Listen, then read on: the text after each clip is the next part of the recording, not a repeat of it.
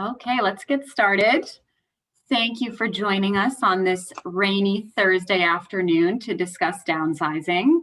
I'm Kelly McKay. I'm the program coordinator for Andover Elder Services.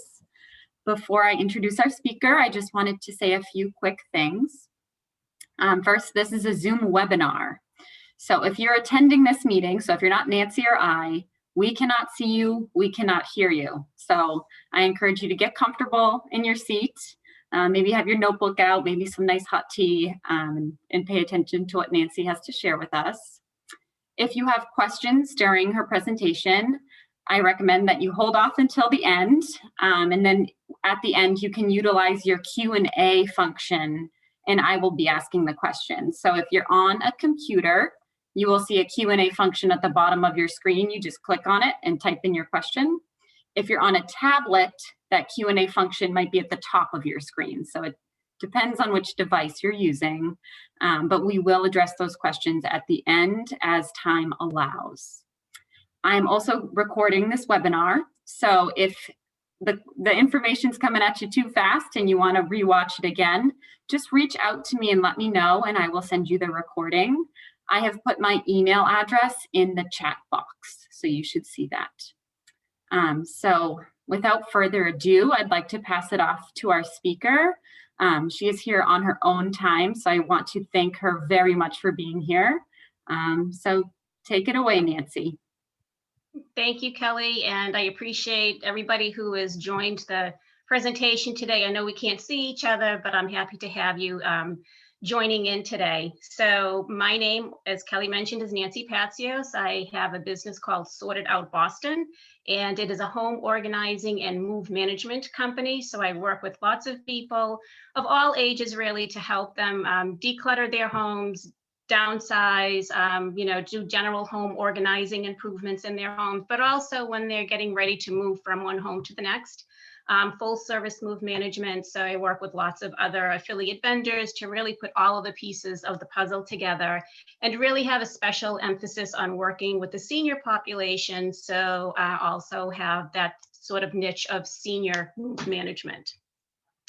So today's presentation, what's up with downsizing? So what is up with downsizing? I thought we would just start with some of the common terminology that we hear around that word. I think certainly when it was first introduced to us long ago, we would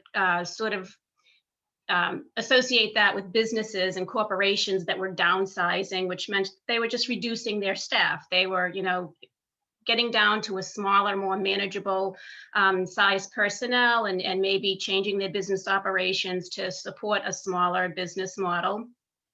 And now downsizing certainly is commonly used when we talk about really moving from one home to another, a larger home to a smaller home. And I think that's where really most people associate that word.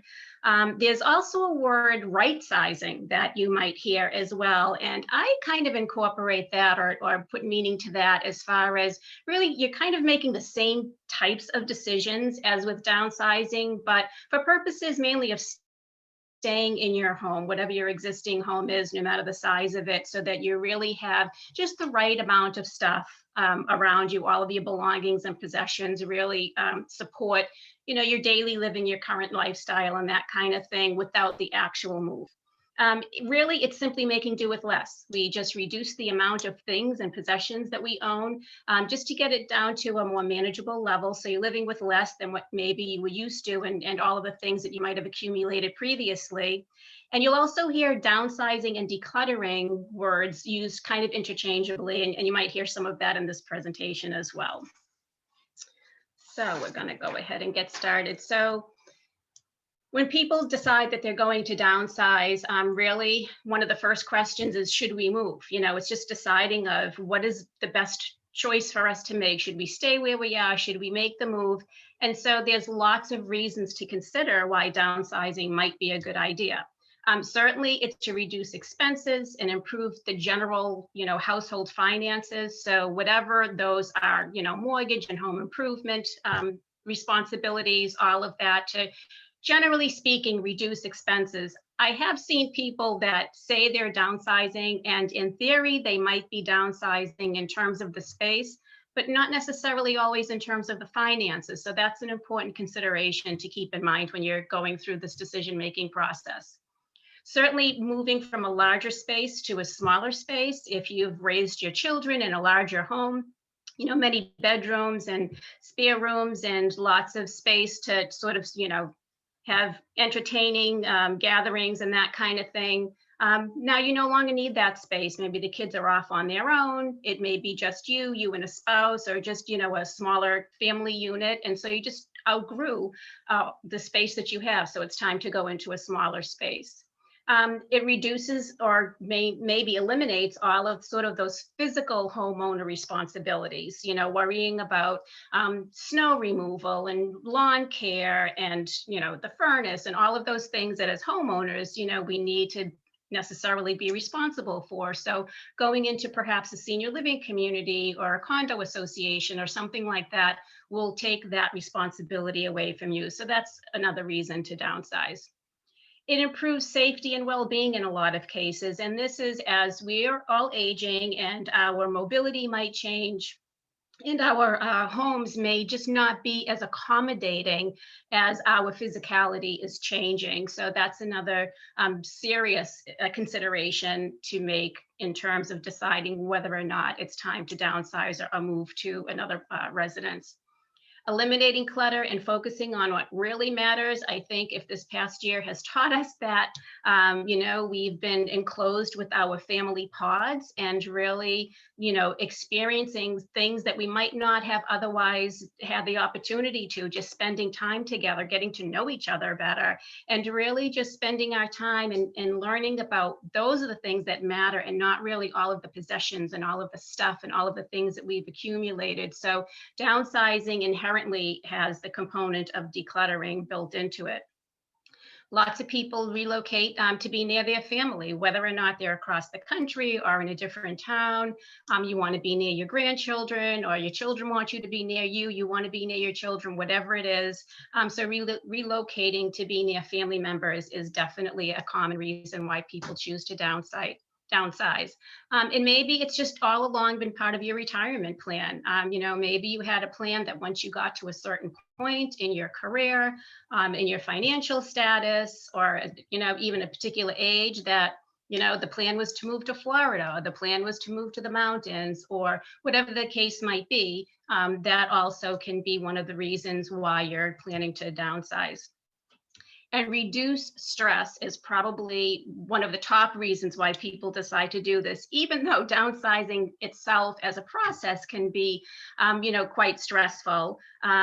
It does help you to remove all of these other stressors in your life, the homeowner responsibilities and the concerns about health and well-being and safety, and all of those things definitely all contribute to reducing levels of stress. So just a couple of interesting numbers that I learned just recently. There was a study that was done, I think it was, University of Kansas and a couple of other groups that created a study and asked about 1,200 or so people aged 60 and over. In terms of the level of possessions or stuff that they had, would they say that they had more than what they needed, just about the right amount, or fewer items or possessions that they needed? And 60% of those people surveyed said they had more stuff. 35% said, yep, it's just about right. And 5% said that they had fewer belongings than they needed to have. And I think this just speaks to some of the other research and case studies that have been done, that when people are asked this in the groups in general, the answers are really well over half the people are really speaking to having much more stuff than what they need or want, or having too much clutter and being stressed by it. So, it's been a pretty consistent telling of our society about how people feel about the volume of stuff that they have in their homes. So who exactly is downsizing? So we talk about, people 65 and older as being the senior population, and that's just sort of the traditional age at which people kind of get bumped into that senior population. You're eligible for Medicare, and it was a traditional retirement age, and certainly now COVID shots, it's 65 is one of the cutoff ages for that. And 10,000 people are going to turn 65 every day. So that's generally the population that we're talking about that is considering or in the process of downsizing. And again, researching and surveying people, more than 40% of Americans between the ages of 50 and 64 said they do plan to move within 5 years. So when you sort of get into that age group, into 50 plus, you do start thinking about what is life going to look like in the next 5 or so years? Where do I want to be? What is going to be, the best move for me? And certainly we've already seen from many years ago that these 55 plus communities started popping up and being built all over. So, we've given into that sort of age group that's where we kind of start thinking about all of the, the downsizing process. And of course, there are lots of parents who are just told by their children that they should move. Plain and simple, our children become our parents at some point along the way. And so a lot of parents, take the advice and, respect their children's opinion on what should be done, and knowing that, that's a family decision and there's a whole plan around that. But lots of people are downsizing and moving because they have been encouraged by their children to do that. And we touched on seniors and declining health and mobility a little bit, and that's certainly a very serious consideration and the reason why a lot of people do in fact need to move out of much larger, more spacious homes into, maybe a smaller, maybe more controlled environment where things really are going to be much safer for them. So we talked about the reasons why downsizing is good. There's a lot of benefits to it, but there's also the flip side of downsizing. So certainly there are going to be lifestyle changes. There's going to be changes with living with less. Maybe you're in a new city or town. You need to just get used to the navigation of all of that. Maybe you had neighborhood walks with your neighbors or friends, and now that might change for you. You need to, find out where the library is, where you're going to do your grocery shopping. So all of those things are going to contribute to this new sort of chapter in your life. And they're not necessarily bad things, but definitely you want to take these things into consideration. Space restrictions certainly are going to be a component of this, and just the physical space alone. Again, moving from larger to smaller is automatically going to be a little bit more restrictive than what you're used to, but it's also going to speak to maybe not having those big holiday dinners anymore, or maybe there's not going to be the entertainment or the gathering maybe that you used to do, or your house might have been the neighborhood hangout, for instance. So the space alone is going to be something to consider, and you'll really need to get used to it. And there might not be another room for you to kind of go escape and close the door and hide, to have your own time and space. You might be coming from extra rooms, family rooms, or an office, or the man cave, or whatever you might have had, and now you might just have one living area where everybody needs to share that space who's living there, whether it's a spouse or you're having your family over or what have you. So the physical space definitely is going to be a change, and definitely going to impact your lifestyle as well. Projecting a different image, and this is really speaking to, there still might be sort of that thought process that bigger is better. And even though downsizing is very popular, it's very trendy, I think, and it's, real beneficial, lots of good reasons to do that. But, it still might have a little bit of a connotation that, well, maybe, they're not able to maintain their larger home in terms of the finances, and, it may be looked at as a less affluent choice to make.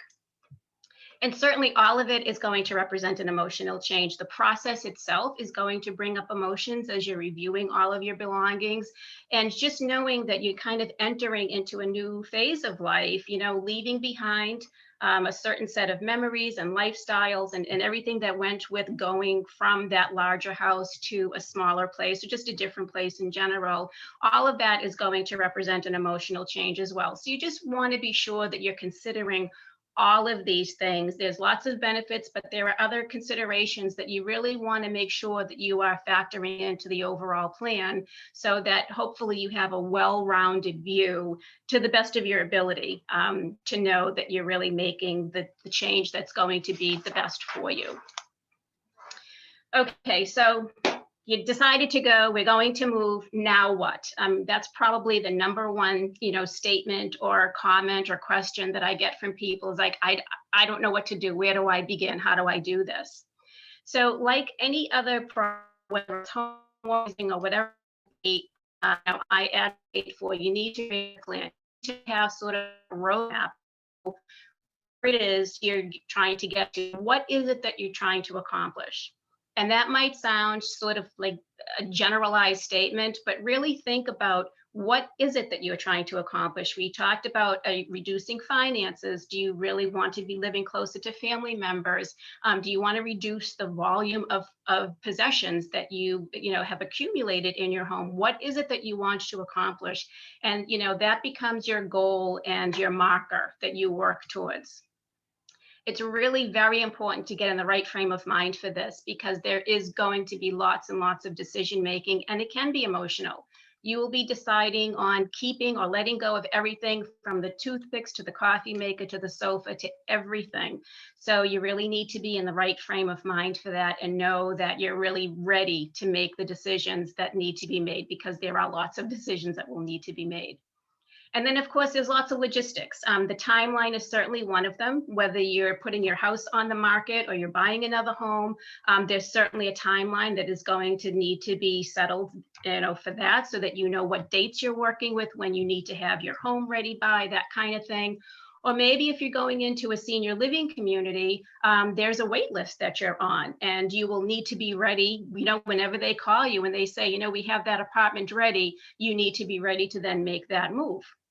So those are going to be considerations as far as what the general timeline is going to be. And then, of course, we talked about decluttering, and we'll continue to talk about the decluttering. And really, what are your goals around this? What is it that you want to do with the possessions that you're deciding to let go? Do you want to sell any of those things? Is it going to be just straight donations? Do you want to try to consign or put them up for auction? Or are they just plain and simple going to be tossed?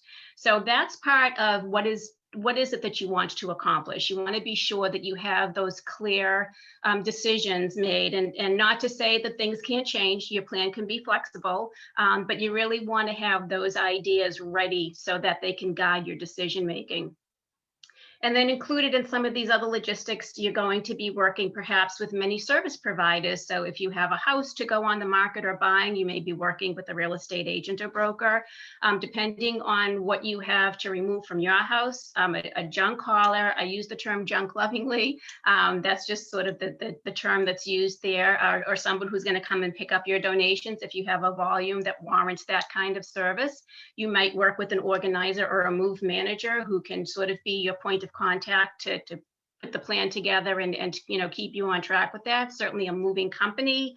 Maybe you're putting things into a storage facility. Maybe you have things that you need to get an expert opinion on in terms of the appraisals. So there's a lot of moving parts, a lot of things to consider. And these are all part of the things that, kind of work within all of the logistics of what this downsizing project is going to be all about.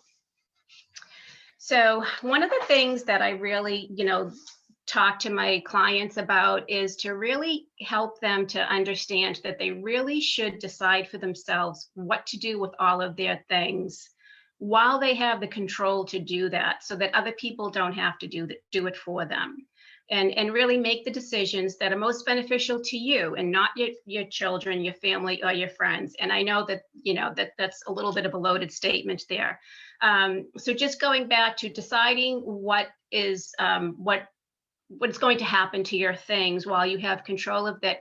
you know, as we age and things happen, we may not be able to manage some of these things, these decisions, or just, you know, sort of the physicality of it later on. It just might become too much of a larger project that you're just not able to really participate in later on. So deciding now, while you have control of all of it, is really the better option if you can, you know, possibly do that.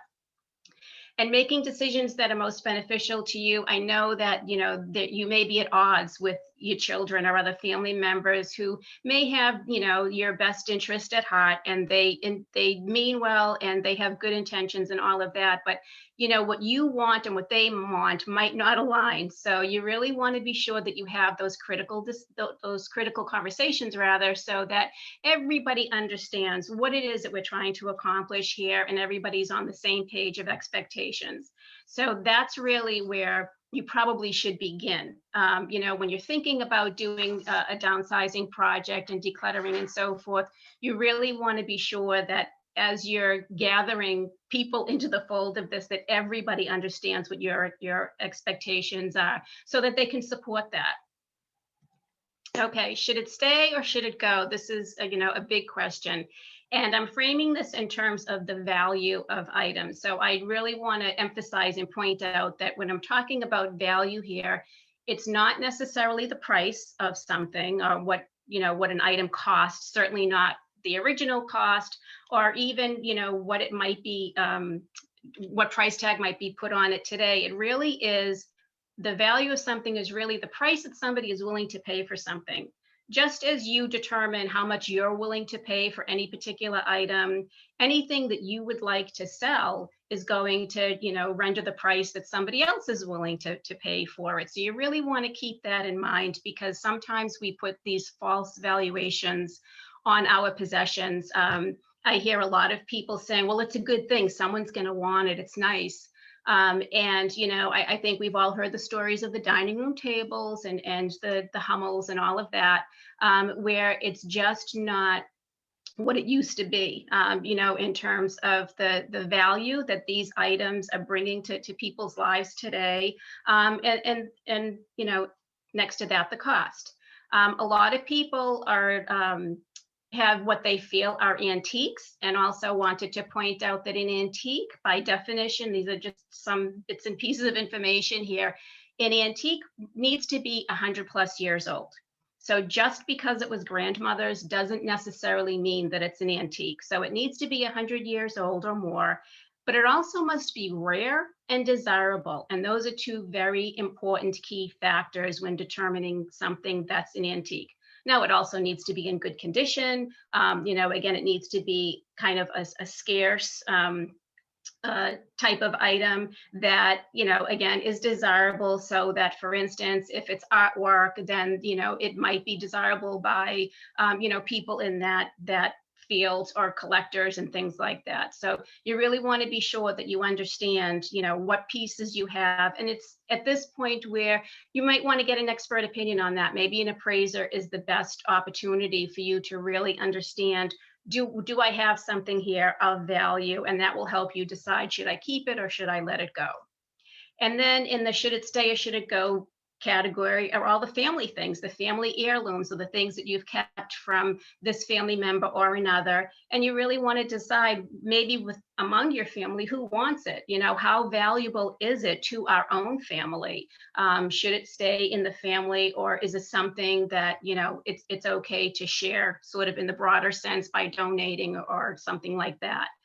The other thing to consider about whether or not you're going to pack it all up and move it with you is consider the items that you're using now. What are the things that are really supporting your lifestyle now? Not necessarily everything that you've accumulated. You want to really understand what are the things that are really necessary today. And, you know, all of the things that you've accumulated don't necessarily need to come with you. So those are items where you want to really understand their value in your life, not necessarily their monetary value, but what value do they have in your day-to-day life, to know whether or not they're useful to you now, they serve a purpose for you now, and not just because you've accumulated all of those things. And just kind of going back to the price, we want to, you want to try to remove that mental barrier, if you will, of what the price is of whatever the item is, whether it was the original cost or what you feel it's valued at today monetarily. A lot of times people are very disappointed to learn that something just does not have the monetary value that they thought it did. So once you've made the decision to let something go, if you're able to sell it, then great. Then what you get for it, the money that you get for it is kind of the bonus, right? So the decision about whether or not it should stay or it should go really should be the primary focus. So that's going to help you move forward in the project. Again, going back to what is it that you're trying to accomplish? And these sort of decision points will help you get there. So still along the lines of should it stay or should it go, lots of questions about sentimental items and how do we manage that? How do we deal with all of that? So certainly you've probably heard about taking photographs of things. So I would say, not only take the photographs, but maybe add some captions to the photographs or write or even record, an audible story about whatever that item is. You've kept your grandmother's rolling pin. So what is it about the rolling pin? I mean, did you roll out pie crusts with her on Sunday afternoons? What is it about that item that is captivating? And then you can tell the story or, just add a little something to the photo description so that can become something that you can share with your family. And then that's much more meaningful to especially generations later who may not know who your grandparents were and just, know because of these stories. And so that becomes a much more meaningful item to really hold on to when there's a story behind it. And I use the word curate a lot when I talk to clients about, deciding what it is that should be kept or not in terms of a memorabilia box. I have mentioned in the past that, when you choose a box of a certain size, that's a reasonable size, and the reasonable is relative. So you would have to decide what works best for you. But you really want to be a curator of the items that go into that box, meaning be very selective about what you're choosing to keep in that memorabilia box. And just think about when you're walking through a museum, any exhibit is going to be the best collection or, a collection of what is the most meaningful or fits a certain theme. You're not going to see every piece of artwork that artist ever created or every sculpture that was ever made. Excuse me, you want it, you're seeing what has been put together so that it's a curated collection, and it really kind of shows the most significant, the most meaningful things, so that it really is something that tells the story. So anything that you're choosing to save, you're really kind of telling the story of that item, and it's not just a picture and it's not just a thing. Definitely, you're going to categorize things for family and friends, deciding what you're going to give for charity, for appraisal. This is all part of the sorting process that we're going to talk about in a minute. So some of those sentimental items, you want family or friends to have. Some, maybe, offer it up for charity and so forth. So those are going to be categorized according to those decisions. And definitely you want to sort through some of those items with a friend or a family member, or maybe even an organizer. And I'm only putting that in there because that's an objective party helping you. Sometimes working with family and friends can be a little bit tricky because, it can be difficult to make those decisions when people have a more vested interest in those items. So the thing is, you just want to be able to work with somebody who can continue getting you towards that finish line so that you're making the best decisions. And again, keeping the goal in mind. What is it that you're trying to accomplish? If you're trying to reduce the level or the volume of belongings that you have, some of these decisions to let go are going to need to be made. Not everything is going to be, a quick decision. There are going to be some things that you might need to take a little bit of time on, and that's fine. You want to just sort of set them aside and maybe set a date to when you can get back to it and come back and really make a decision. And that'll free you up by just sort of removing that item. It frees you up to just continue on, going down the road of making the decisions on the things that are a little easier for you to make the decisions on, knowing that now you've created that mental space for you to do that. and then come back to those items, knowing that you do need to make a decision. So remembering, these are decisions about whether you're going to keep things or not. So the decision about how you get rid of it can almost be secondary. But if you set things aside, knowing that, yes, I do need to make a decision, but I don't need to make it right now, will help move the process along, I think, at a little faster clip. So here's another little ditty. Not everything from your past belongs in your future. And, when I first saw this phrase, it kind of struck me because, of course, all of the things that we've accumulated help in some way to shape us, to form us, to, help us be who we are. But this kind of really speaks to some of those things that we keep from our past life that might indicate, who we were, but that are really firmly rooted in the past, that really haven't made their way past that period of time. Or, sort of the concept of who we thought we were going to be or who we thought we could be. And sometimes the things that sort of conjure up this idea might be, maybe some paperwork or documentation from a previous career that you've long since, put behind you, or you've moved on from one job or career to the next. And so these items don't really have any relevance in your current life, but there they are, sitting in the closet and just sort of taking up that space physically, but also in your mind. And also things like, I don't know, maybe if you're an arts and crafter, a scrapbooker, things that you used to do, or maybe musical instruments because you thought that this was going to be your life. So it really is kind of an act of courage to release some of these things that are in your past so that you can move forward into the future with a lighter load mentally and physically, because you won't be carrying all of these physical belongings with you, but really kind of keeping some of these things in the past really where they belong, so they're not clouding or they're not interrupting or distracting you from either your present self or what it is in the future that you're trying to accomplish. Now, that's not to say that you're not going to take anything from the past, with you. That doesn't mean that at all. But really give yourself the opportunity to, really look at what you have there and determine, where does it belong in my life right now, especially if it's something that it just has not had any part of your life in the last whatever X amount of years. So really take a look at those things and decide whether or not something from your past really belongs in your future. And if you're willing to put the time and energy and effort into, dragging that into the future with you. A lot of times our possessions, as I said, they kind of define us. They tell us who we are. They also provide a little bit of, comfort and safety for us and our own sort of emotional well-being. But what you want to really remember also sometimes is, we've hidden these things away. We've put them in the back of the closet, in the deep, dark recesses of cabinets and so forth. And so out of sight, out of mind, which, can relate to a lot of different things. But that might not provide us with any benefit or value. So again, you want to take a close look at some of those things that we've just held on to just because, and decide, is that reason enough? Is that just because reason enough to bring that stuff from the past into the future if we're entering into sort of a new phase in our lives? So a few tips.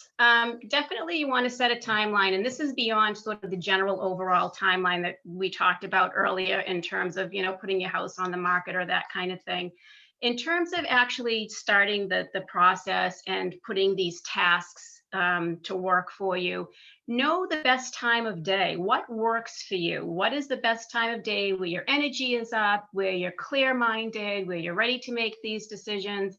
I've had a few clients say to me, I can't do anything before 10 or 11 o'clock in the morning. My body just does not get up and go. So, when we make those appointments, I know that it's going to be a little bit later in the morning. But the result is that, they're all in. They're able to participate fully in the process and make the decisions because they know that about themselves. They know that they are really able to give themselves to the process at the right time of the day. So that's very important. And then break the project down into smaller tasks or sections. And you've probably heard this over and over again if you've heard anybody talk about anything to do with organizing, but it's true. it's very easy to sort of stand in the threshold or the doorway of a room and say, oh no, I don't know where to start. It's too overwhelming. I have no idea where to begin. So that's where you just want to break it down, even, with one drawer or one shelf in a bookcase. That will give you the opportunity to A, complete the project, B, see your progress, and C, it'll keep you moving in the right direction. It'll be motivation and encouragement, knowing that yes, you can do this. And it gives you a feel for what the process is all about, because it's sort of like, lather, rinse, repeat kind of thing. This is going to be the process over and over again. So breaking the project down into smaller tasks is going to give you that repetitive practice, and it's going to build that muscle that's going to help you move forward easier and quicker, hopefully, as the project continues. And again, work in chunks of time, literally set a timer. And I say this, I give this recommendation to people a lot of times when we're talking about going through paperwork, but this is also good for going through some of your memorabilia or sentimental items. Set a timer for 15 or 20 minutes. And this can be at a time, either during the overall project or maybe later. Maybe you've devoted, a couple of hours on every Saturday morning or something, but then in between, in the evening, maybe you're going to set a timer for 15 or 20 minutes and take out that box, maybe of the photos, and go through them so that you can easily, decide you only have 15 minutes, so it's, or whatever time works for you. So it's not, a daunting large amount of time. It's a reasonable amount of time, and, set whatever parameters or rules for yourself. I'm going to get rid of all of the duplicate pictures. I'm going to get rid of everything that's blurry. I'm going to get rid of everything where there are people in there that I don't know who these people are. I'm going to get rid of all of the landscapes, whatever, you can set the rules are. And within that 15 minutes, you go to work doing that. The same thing with paper. We keep a lot of paper that we don't need. And so that's definitely going to be a personal comfort level for you. But maybe, the rules are, I'm going to get rid of all of the catalogs. I'm going to get rid of all the solicitations. I'm going to get rid of all of, the junk mail, whatever it is. When the timer rings, you're done. And again, you will have accomplished something. You will have gone through, whatever small stack or a small amount of things, but again, it's pushing you in the right direction and giving you the parameters, so that it's one tool to help you really kind of get yourself keeping on that same roadmap to get towards your goal. You also will want to budget in some extra time overall to accommodate some of those unexpected things that happen. Life throws us a lot of monkey wrenches. So you want to maybe, budget some time on both ends of the process, so that you have a little bit of time to accommodate whatever it was that might have gotten in your way, just so that you're not kind of ending up at crunch time. You don't want your timeline to be so tight that, you end up in crisis mode, because that's not a good time to be making decisions. And you really want to sort your stuff. I know a lot of people just kind of get right to, picking things up one at a time and making decisions. Sorting really does equal decision making, because when you have all of these, like with like and same items within a category in front of you, you get to see what it is that you have, and that really will help you make a quicker decision. So the examples that I like to use are kitchen spatulas and colanders. Do you need all 7 colanders? Do you have to have 5 spatulas? You will know which ones you use, which ones you don't, which ones you like, which ones, are broken, whatever it is. That will definitely help you make that decision. Seeing everything, sort of laid out for you, that will help you make the decision making a little bit easier. And it has been said that sorting is really beneficial because it stimulates your thinking, and it really gives you the opportunity to hone in your skills on focusing, and really making dedicated decisions about things. So sort of think of it as, like one of those brain puzzles.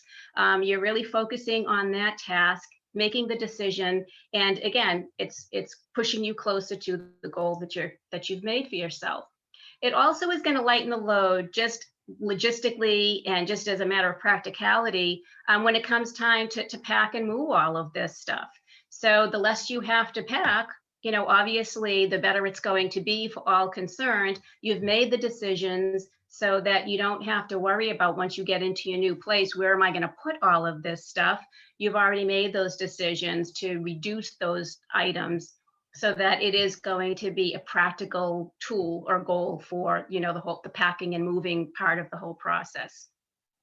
And then it removes the burden for loved ones later on. So, this is really, it speaks to, once you kind of have made those decisions, you've had those family conversations, and you've decided, really what is going to happen to this, that, or the other thing, then whoever is, necessarily needing to make those decisions later on will really have less to have to deal with, because you've primarily made all those decisions for them on their behalf to make the job a little bit easier for them. And that will be greatly appreciated.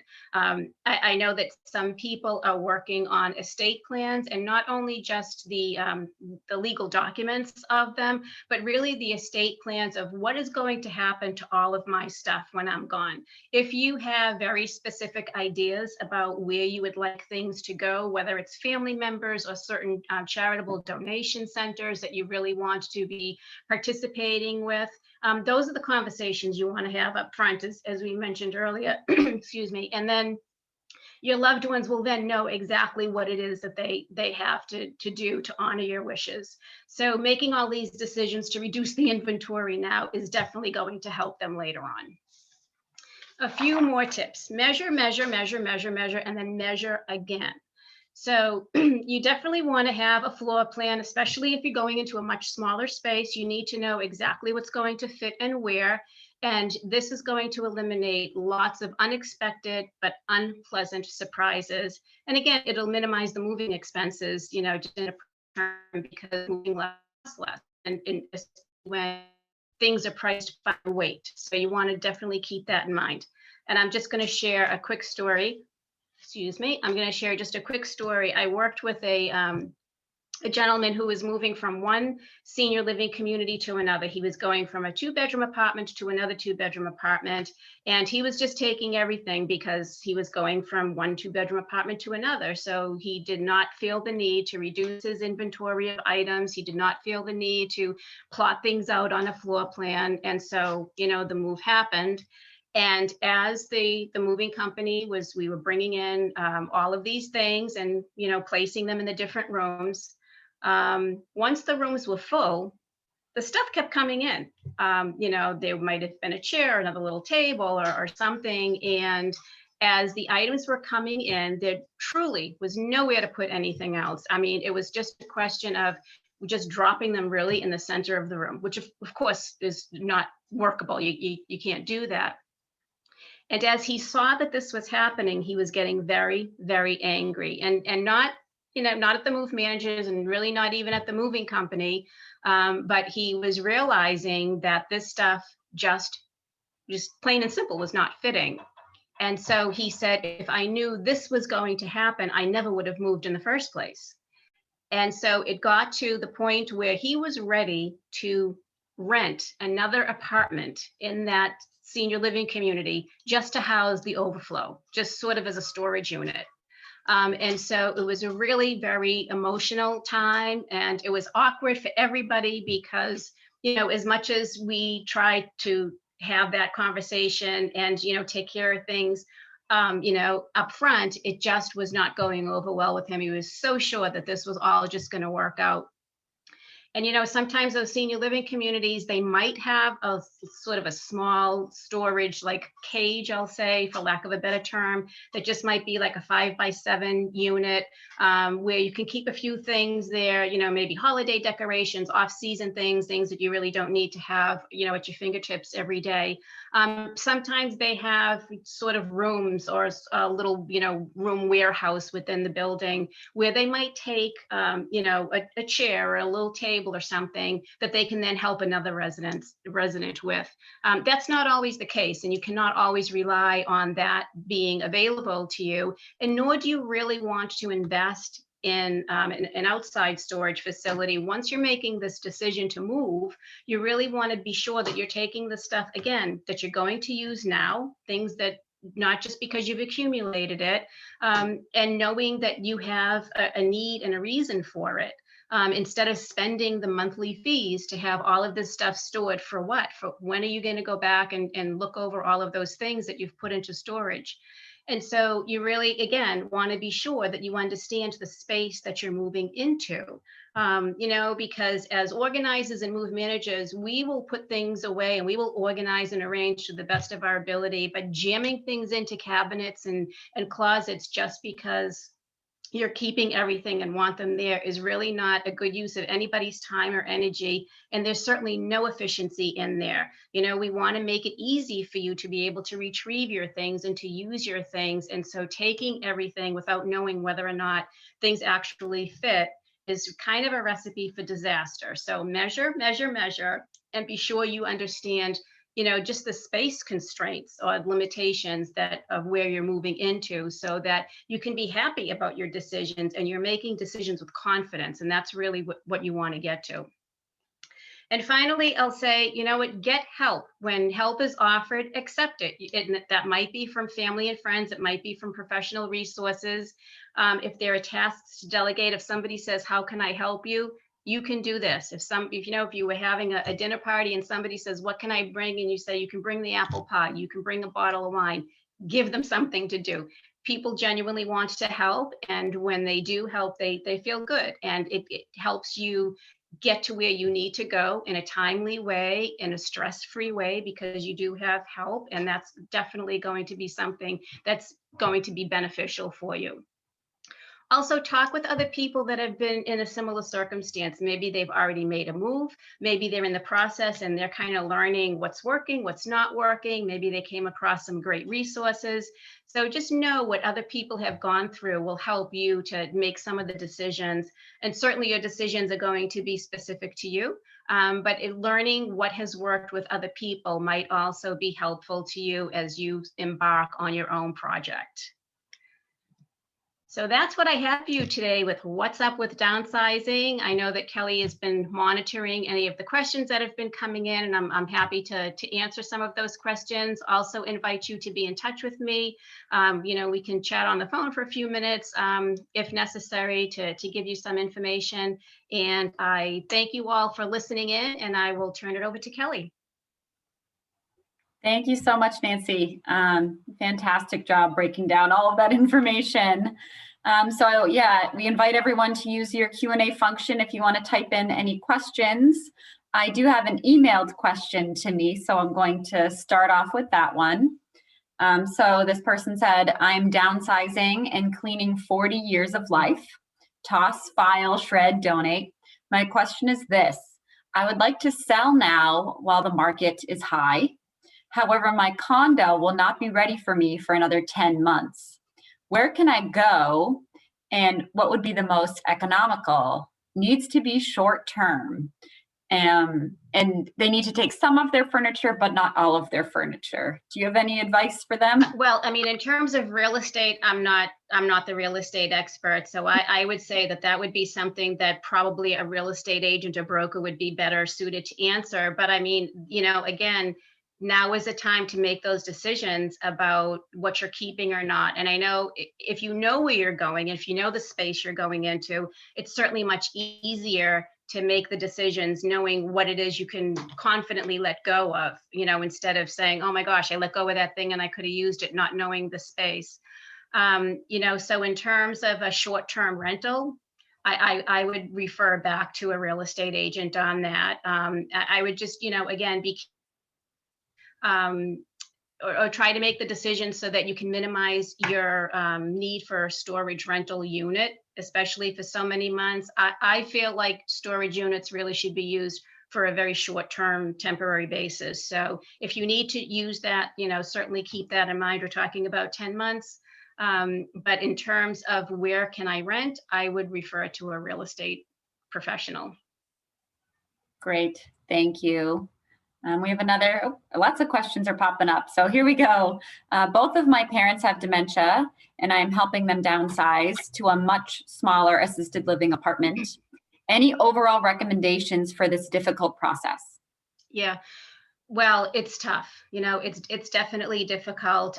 We do like to involve the person, with dementia or not, whoever the person is moving, that the client is really the person that we really focus on, in terms of helping to make the best decisions. A lot of times when you're moving into memory care units, you're really kind of moving into a room, say a bedroom, and then the rest of the area is really common living space. So that's really going to, come down to what does your parent need, just in terms of clothing and personal items, because a lot of those other daily activities are really going to be structured for them. I would say also, in terms of making decisions about donations, if you know that there are certain organizations that meant something to your parent, veterans organizations or animal rescue organizations, or, a homeless shelter or a women's shelter, those kinds of things. If you know that there's, special meaning, or maybe your parents supported a particular cause, then I would say reach out to those organizations so that you can make meaningful decisions and it won't feel so heart crushing to really just be getting rid of things. If you can sell things, if that's part of what you need to do to fund, some of the expenses of it, there are organizations or businesses that do, besides estate sales.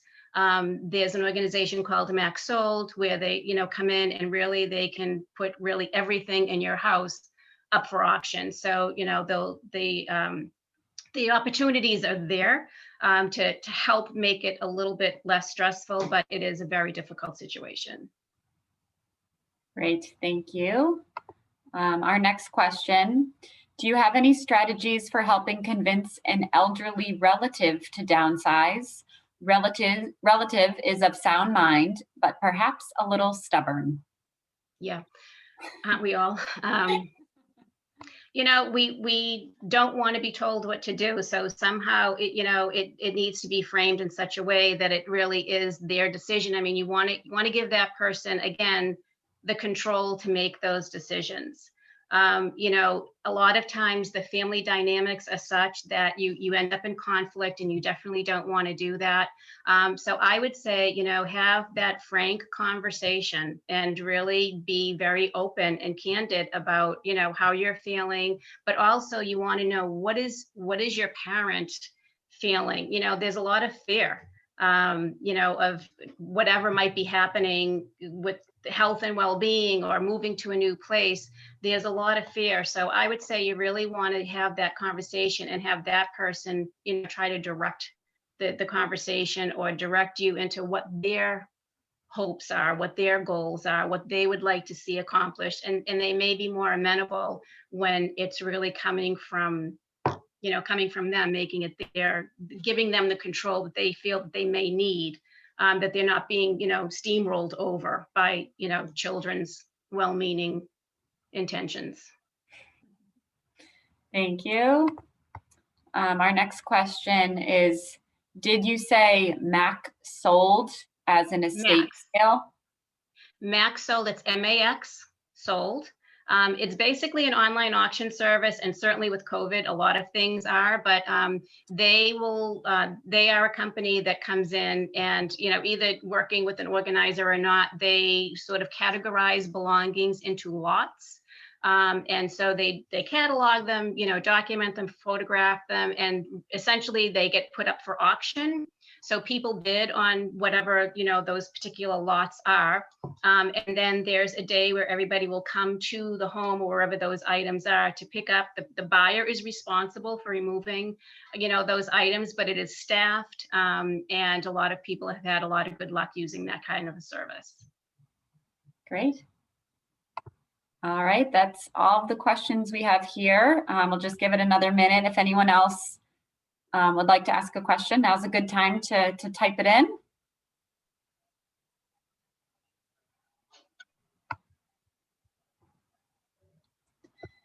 All right, if we don't have any more questions, Nancy, I just want to thank you again so much for joining us and for sharing all of this wonderful information. I do have this all recorded, so if anyone would like the recording, please email or call, just let me know and I will send it right over to you. We will also be sharing it on our Facebook page, so you can go there as well. And that is it. So thank you again. Thank you everyone for joining. My pleasure. Thank you, Kelly. Thanks, everyone. Have a good rest of your day. You too. Bye-bye. Bye.